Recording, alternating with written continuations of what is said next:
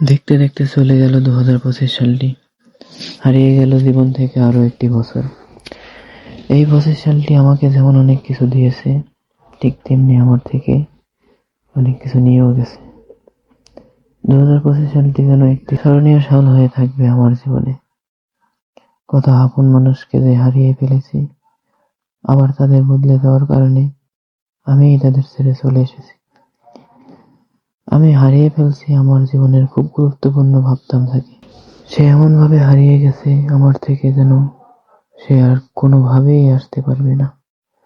মারা যায়নি, তবে বলা যেতে পারে আমার জীবন থেকে সে মারা গেছে। আমার কোনো অভিযোগ নাই তার প্রতি, নাই কোনো কৈফিয়ত, আছে শুধু ভালোবাসা, যা আগেও ছিল। আমি দোয়া করি তাদের জন্য যারা বেঁচে আছে, তবে আমার থেকে হারিয়ে গেছে। সে হোক বন্ধু বা ভালোবাসার মানুষ বা অন্য কেউ। আমার কোনো অভিযোগ নেই 2025 সালের প্রতি। সে আমাকে শিখিয়ে গেছে। তবে এই শেষ দিনে কেন জানি পিছনের কথাগুলো মনে পড়ে।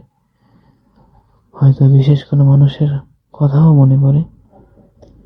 হায়, জীবন কতই না অদ্ভুত, তাই না? প্রতিটি সাল যেন আমাদের থেকে কিছু না কিছু নিয়ে যায় এবং কিছু দিয়ে যায়। তবে সব থেকে বড় যে জিনিসটা আমাদেরকে দিয়ে যায়, সেটা হলো শিক্ষা। প্রতিটি বছরই আমাদেরকে শিখিয়ে দেয় নানান ধরনের শিক্ষা। এত কিছু দিয়ে বা নিয়ে যাওয়ার পরেও আমাদেরকে বিদায় দিতে হবে 2025কে। হয়তো ভুলে যাওয়া সম্ভব নয়, তবুও 2025 সালের কিছু জিনিস ভুলে মনের সুখে বিদায় দিয়ে স্বাগত জানাতে হবে 2026 সালকে। তবে মনে রাখতে হবে 2025 সালের ভুলের মতো 2026-এ যেন না হয়।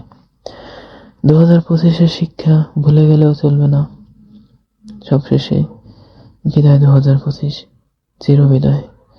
এবং চিরবিদায় আমার সেই 2025 সালের স্বপ্নের মানুষ, যা 25-এর সাথেই হারিয়ে গেল। বিদায়।